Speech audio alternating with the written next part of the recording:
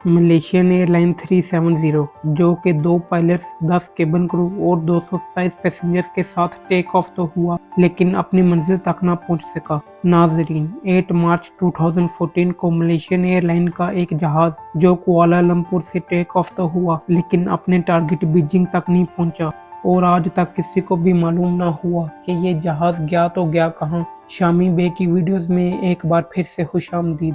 दोस्तों, Malaysian airline का ये जहाज MH370 जिसको कुआलालंपुर से टेक ऑफ करके चाइना के कैपिटल बीजिंग तक जाना था, ये जहाज अपने डेली रूटीन के मुताबिक मलेशिया से चाइना या चाइना से मलेशिया 5 घंटे 34 मिनट का सफर तय करता था। अगर इस प्लेन की बात की जाए तो ये बोइंग 777 जहाज था जिसमें ना तो किसी भी किस्म की कोई प्रॉब्लम थी और ना ही इससे मैकेनिकल या इलेक्ट्रिकल टाइप का कोई फॉल्ट था। आपको बताने की सिर्फ वजह यह है कि ये जहाज मलेशिया से चाइना चलने वाली एक नॉर्मल फ्लाइट थी जो रोजाना 5 घंटे 34 मिनट की परवाज करती थी। इस जहाज में पायलट्स और केबिन क्रू को मिलाकर टोटल 239 लोग सवार थे। प्लेन को कंट्रोल करने वाले दोनों पायलट्स इंतहाई एक्सपीरियंस थे, जिनमें से 53 साल के कैप्टन ज़ाहिर अहमद शाह को 33 साल का फ्लाइट एक्सपीरियंस था जो कि एक हाईली एक्सपीरियंस्ड पर्सन भी थे, और साथ में 27 साल के को पायलट फारिक अब्दुल हमीद को 7 साल का फ्लाइट एक्सपीरियंस था।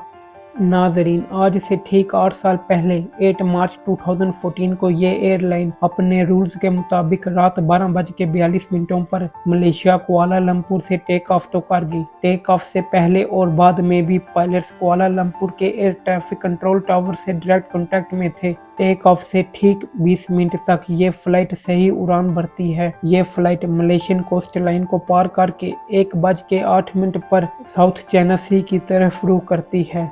प्लेन के पायलट ज़ाहिर रिपोर्ट करते हैं कि प्लेन का लेवल 35,000 फीट पर है। सब कुछ नॉर्मल चल रहा होता है और इसके ठीक 11 मिनट बाद यह फ्लाइट पहुंचती है वियतनामीज एयर ट्रैफिक कंट्रोल के अंदर, और इसके बाद कुआलालंपुर का ट्रैफिक कंट्रोलर रेडियो पर कहता है और इसका रिप्लाई कैप्टन ज़ाहिर आंसर करते हैं। ये जो हमें आखिरी अल्फाज सुनाई दिए कैप्टन ज़ाहिर की तरफ से, ये आखिरी अल्फाज थे जो इस प्लेन से सुनने को मिले, और इसके बाद ये फ्लाइट अचानक से गायब हो जाती है। वियतनामी के एरिया में पहुंचने के बाद ये फ्लाइट एकदम रडार से गायब हो जाती है। लेकिन अब नॉर्मली तो होता यूं है कि प्लेन जब तक अपनी मंजिल तक नहीं पहुंचता, वो अपने रास्ते में आने वाले किसी भी एयरपोर्ट के ट्रैफिक कंट्रोलर से डायरेक्ट कांटेक्ट में रहता है। ये प्लेन कुआलालंपुर और बीजिंग के रडार से पूरी तरह गायब हो चुका था। ये बात तो कुआलालंपुर के लिए बिल्कुल आम सी बात थी। उन्होंने समझा ये MH370 वियतनामी एयर स्पेस में इंटर हो चुका है, शायद इसीलिए इनके रडार से गायब हो गया। लेकिन वियतनामी एयर ट्रैफिक कंट्रोलर देखते हैं कि ये जहाज उनके एयर स्पेस में दाखिल तो होता है लेकिन अचानक से ये जहाज उनके रडार से गायब हो जाता है, तो उनको कोई गड़बड़ लगी। उन्होंने फौरन से कैप्टन को कांटेक्ट करने की कोशिश की लेकिन आगे से कोई जवाब ना मिला, और अगले पूरे 18 मिनट तक वियतनामी हो ची मिन टावर MH370 से कम्युनिकेट करने की कोशिश करता रहा लेकिन कोई हैरियत मालूम ना हो सकी। अब ऐसी सिचुएशन में 1 घंटे के अंदर अंदर रेस्क्यू सेंटर को इन्फॉर्म करना होता है, लेकिन ऐसा ना हो सका। कुआलालंपुर ने पूरे 4 घंटों बाद एरोनॉटिकल रेस्क्यू कोऑर्डिनेशन सेंटर को इन्फॉर्म किया, लेकिन तब तक टाइम ओवर हो चुका था। अब सुबह के 6:28 हो चुके थे जब MH370 को बीजिंग में लैंड करना था, और यही एक आखिरी उम्मीद थी, लेकिन ऐसा भी ना हो सका और उसकी कोई लैंडिंग ना हुई।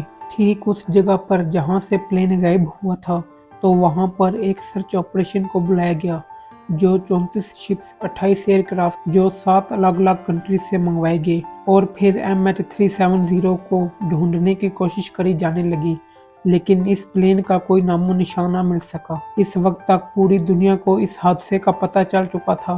सोशल मीडिया, न्यूज़, वेबसाइट, हर जगह ये खबर फैल चुकी थी। प्लेन का रडार से गायब हो जाना कोई छोटी सी बात नहीं थी। कई दिनों तक ये सर्च ऑपरेशन चलता रहा लेकिन कहीं से भी कोई पॉजिटिव साइन नहीं मिला। ठीक 4 दिन बाद 12 मार्च 2014 को एक खबर निकलती है कि जिसने ऑपरेशन टीम को हिला कर रख दिया। जो प्लेन वियतनामी एयर कंट्रोल के रडार से गायब हुआ था, तो उसे मिलिट्री रडार ने 1 घंटे तक स्पॉट किया था। उससे ये पता चलता है कि प्लेन ने वियतनामी एयर कंट्रोल के रडार से गायब होने के बाद जहाज ने साउथ चाइना सी से थोड़ा राइट पे जाना शुरू किया और फिर थोड़ी देर बाद यू टर्न ले लिया। पूरे 31 मिनट के बाद जहाज ने मलेशिया के सिटी पिनांग को क्रॉस किया और फिर मलाक्का स्ट्रेट की तरफ टर्न कर गया, यानी कि बीजिंग के बिल्कुल ऑपोजिट साइड पर। उसके बाद 2:22 पर मिलिट्री रडार इंडियन ओशन के इस पॉइंट तक स्पॉट करता रहा और इसके बाद ये जहाज ना तो किसी मिलिट्री रडार पे शो हुआ और ना ही सिविलियन रडार पे। पूरी रेस्क्यू टीम यही सुलझाने में लगी रही कि ये जहाज आखिर गया तो गया कहाँ। इसी तरह कई दिनों तक ये रेस्क्यू टीम सर्चिंग करती रही। अगले कुछ दिनों बाद हमें कुछ सबूत मिलता है कि जहां 2:22 पर यह प्लेन मिलिट्री रडार से डिस्कनेक्ट होता है तो वहां सैटेलाइट डाटा से पता लगता है कि प्लेन सैटेलाइट से कम्युनिकेट करने की कोशिश करता रहा।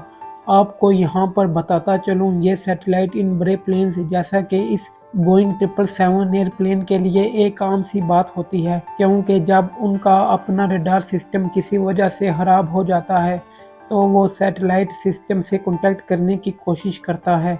इस सैटेलाइट के डाटा की मदद से साइंटिस्ट ने इन्वेस्टिगेट किया, जिससे फ्लाइट MH370 के अगले मूव का भी पता चल गया।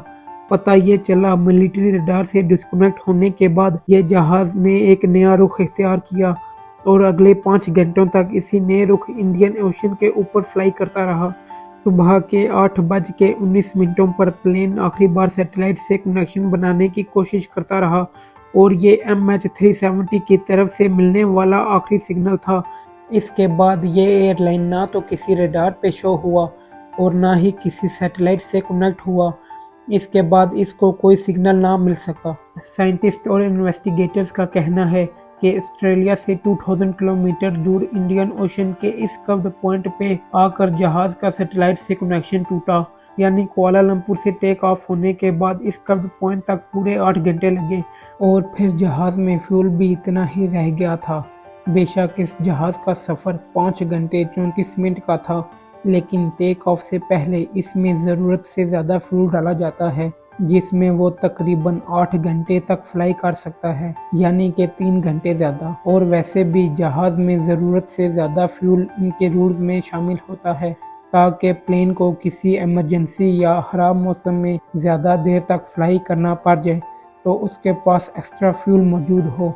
तो इस बात के काफ़ी ज़्यादा चांसेस हैं कि 8 घंटे की फ्लाई के बाद प्लेन फ्यूल ख़त्म होने की वजह से इसी कर्व्ड पॉइंट पर क्रैश हुआ होगा और फिर कई दिनों बाद यहाँ पर स्टार्ट किया जाता है डीप वाटर सर्च ऑपरेशन। कई महीनों नहीं बल्कि कई सालों तक ये ऑपरेशन ऐसे ही चलता रहा, पर यहाँ पर भी प्लेन का कोई नामो निशान न मिला। इस MH370 को ढूंढना इतना ही ज़रूरी था, क्योंकि जब तक ये क्रैश प्लेन और इसके अंदर का ब्लैक बॉक्स नहीं मिल जाता तो कैसे पता चलेगा कि प्लेन क्रैश होने से पहले प्लेन के अंदर क्या कुछ हो रहा था। आखिरकार 3 साल की मुसलसल मेहनत के बाद इस डीप वाटर सर्च ऑपरेशन को भी ख़त्म कर दिया गया, जिसमें $160 मिलियन से भी ज़्यादा का खर्चा हो चुका था। लेकिन इसमें एक अच्छी खबर यह भी निकलती है कि जुलाई 2015 में प्लेन का एक टूटा हुआ हिस्सा, जिसको फ्लैपरोन के नाम से जाना जाता है, इस फ्लैपरोन को पानी में फ्लोट करता हुआ पाया गया, जैसा कि आप इस फोटो में देख सकते हैं। ये जहाज़ का वो हिस्सा होता है जो लैंडिंग के वक्त काम आता है। ये प्लेन का टूटा हुआ फ्लैपरोन है जो कि फ्लोट करता हुआ आइलैंड ऑफ रीयूनियन के साइल पे जा मिला। अगले कई सालों के दौरान प्लेन के और हिस्से डिफरेंट आइलैंड पे मिले, लेकिन MH370 फ्लाइट गायब होने से पहले प्लेन में क्या कुछ हो रहा था, या फिर कुछ लोगों का कहना है कि प्लेन हाईजैक हुआ, या फिर कुछ लोगों का कहना है कि प्लेन में इलेक्ट्रिकल प्रॉब्लम्स की वजह से रडार से डिस्कनेक्ट हुआ, जिसकी वजह से आज तक प्लेन या उन पे बैठे पैसेंजर्स का कोई नामो निशान न मिल सका।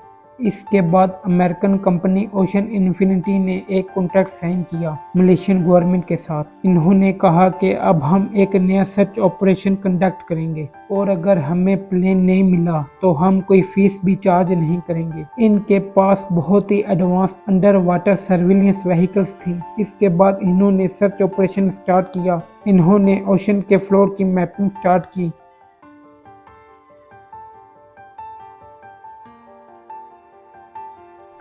अब इस साल 2022 में एक और खबर मिलती है जिसमें ब्रिटिश रिटायर्ड रिचर्ड गॉडफ्रे जो कि एरोस्पेस इंजीनियर हैं, इन्होंने दावा किया है कि ये फ्लाइट MH370 इस वक्त कहां पर है।